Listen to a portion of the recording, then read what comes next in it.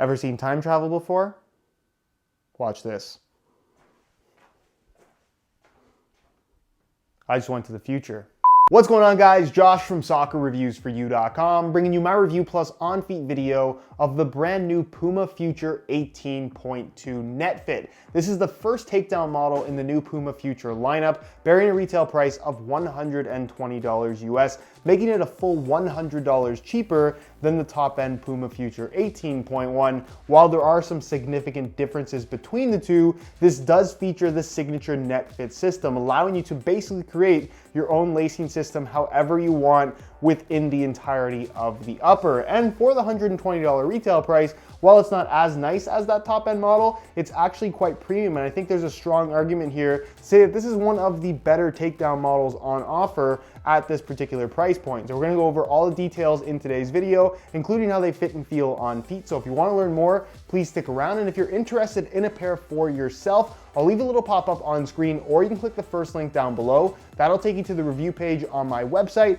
where you'll find buy it now links with exclusive SR4U coupon codes, where you'll be able to pick these up below their normal $120 retail price. Starting off with the upper, unlike the top-end Puma Future, this does not have any Evo knit material at all. Instead, you're gonna find a textile-based synthetic and then some elasticated kind of mesh material running through the collar as well as the central portion of the upper. Now, granted, it's a different material. It does actually feel pretty similar to that top-end model, especially once you break it in. Out of the box, it's definitely a little bit stiffer, a little bit more rigid, kind of a more plasticky sensation in comparison to the $220 variation of the shoe. But once it softens up a little bit after a few hours of wear time, it feels pretty close to that top end model, which is great considering that this is a takedown model. You want good quality at these lower price points, and Puma is definitely giving it to us with the upper on this particular shoe. If I had to compare the thickness of this upper to another shoe, minus the net fit material that does obviously add some thickness, the base material actually reminds me a lot of the synthetic found on the Mercurial Veloce 3 takedown model from Nike, which is actually a very good takedown as well. Now, of course, the main feature, the main reason I think why you would buy this shoe or the model above it is for that net fit system. You can see the branding right there, and it's basically the netting that you have spanning pretty much the entirety of the upper. You can see in the forefoot, the netting is still there, although there's a fuse layer on top. So none of that is technically going to move, but all of this exposed netting that you have here along the side, little triangular piece right there, triangular piece on the medial side, and then basically wrapping the entire outside and inside of the shoe as well. This netting material, which is like a very rugged nylon, I think a lot of people are concerned about this ripping or catching on other people's cleats. The holes are pretty small and it fits really close to the upper. And the material, like I said, is much more rugged and strong than a lot of people realize. I've yet to see anybody rip the net fit system. And again, I just don't really see it being an issue whatsoever. So if that's something that you're concerned with, I really wouldn't be all that concerned. But the appeal here is that with this net fit system, all of the holes in the netting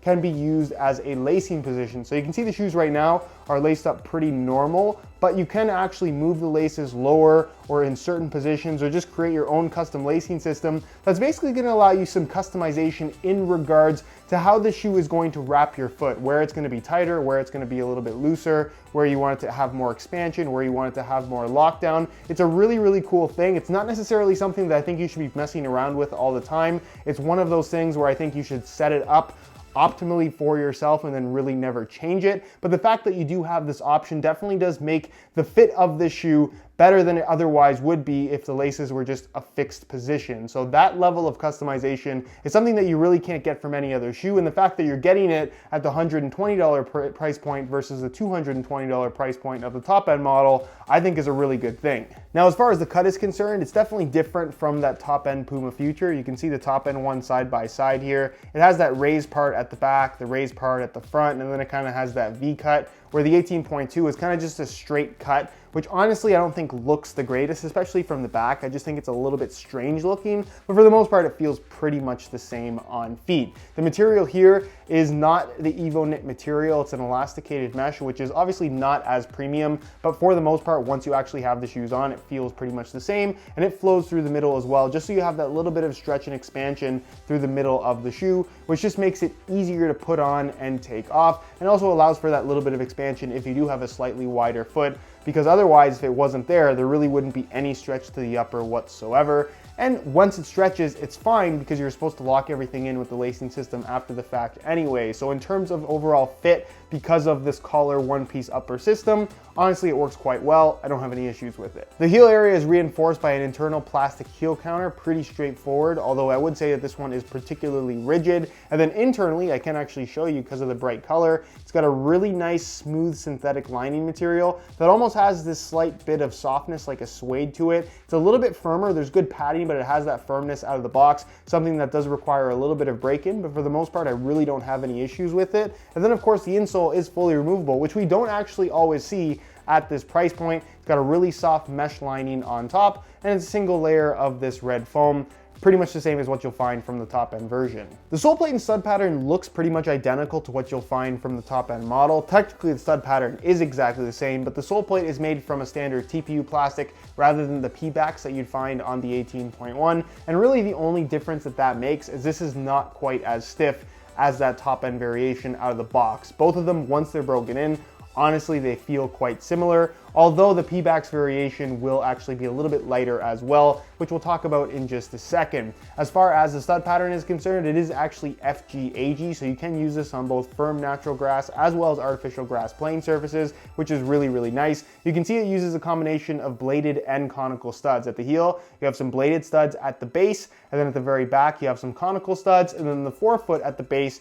you'll find the bladed studs again, and then conical studs along the outside, and then 3 conical studs running through the middle. The studs themselves are fairly long, I would say, for a true AG stud pattern, but the sole plate has enough thickness to it to where stud pressure is not an issue, and it doesn't feel overly clingy on artificial grass either. Honestly, I really like this stud pattern. It works extremely well on both playing surfaces, whether it's natural grass or artificial grass.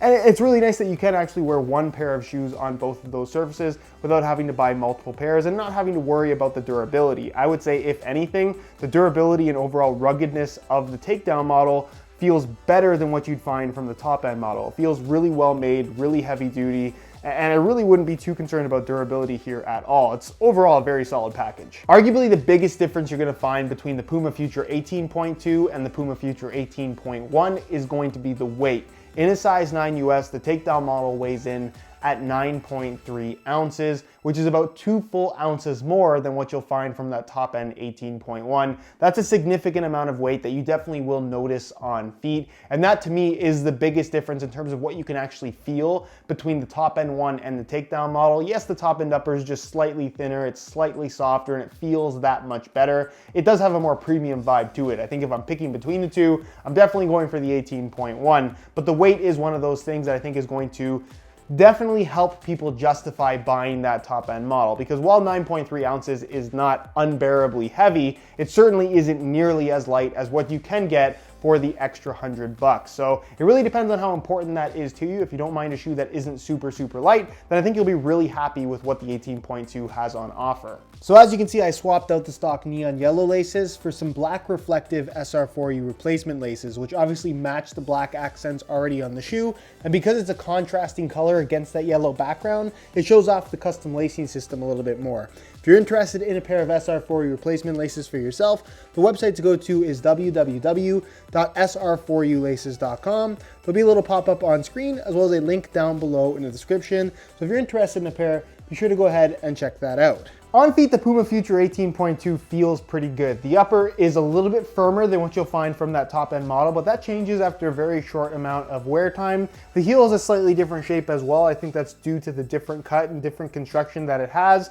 But for the most part, the shoe as a whole fits really, really nicely. The big thing that's going to influence the fit and overall feel and comfort level of the shoe is going to be the way that you lace them up, and that's because of this net fit system. It gives you that option to really adjust it almost endlessly, and you can see I have the right shoe laced up a little bit different than the left shoe. That's kind of how they just come out of the box. I like to have a little bit more structure on the lateral side of the shoe, and then on the medial side, you can see I lace it a little bit higher up just to allow for a little bit more expansion in that part of the upper, because I am slightly flat-footed. This is, for me, the best fitting and the most comfortable setup, and I still get good responsiveness, I still get good lockdown, but it doesn't feel like it's squeezing my midfoot, which can be a little bit uncomfortable. So really, with any of these net fit shoes, it's a matter of getting them, trying out different lacing systems based on the way it feels on your feet, and deciding what is best for you, and then kind of just sticking with that setup. But it is legitimately a level of customization that you can't get from any other shoe shoe aside from these NetFit models, specifically the 18.1 as well as the 18.2.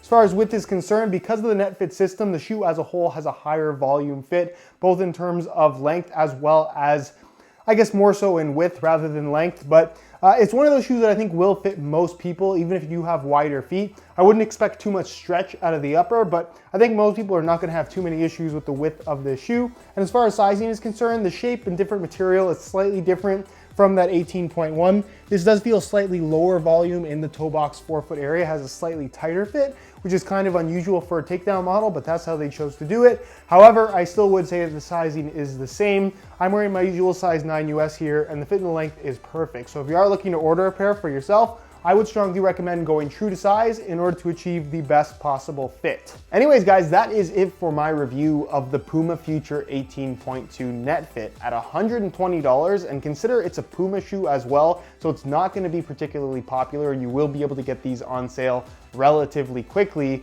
for probably around 80 bucks. I think this is one of the best deals out there right now, especially if you are curious about trying out the NetFit system. It's definitely not a perfect product, and for those that want something a little bit lighter, maybe it's not for you. But if you like what the shoe has on offer, if you're curious about the NetFit system, and you need an FG-AG compatible shoe as well, honestly, I think that this is one of the best takedown models out there right now. Anyways, guys, that is it for my review. Again, if you're interested in a pair for yourself, you can click the first link down below. That'll take you to the review page on my website, where you'll find buy it now links with exclusive SR4U coupon codes, where you'll be able to pick these up below their normal $120 retail price. If you have any questions, as always, leave those down below in the comments, and I'll do my best to get an answer out to you as soon as I possibly can. If you enjoyed the video, found it helpful and informative, be sure to support it with a like. Subscribe if you haven't already for daily videos on all the latest and greatest soccer gear. You can find all my social media information linked down below in the description as well. Other than that, guys, hope you enjoyed the video. As always, thanks for watching.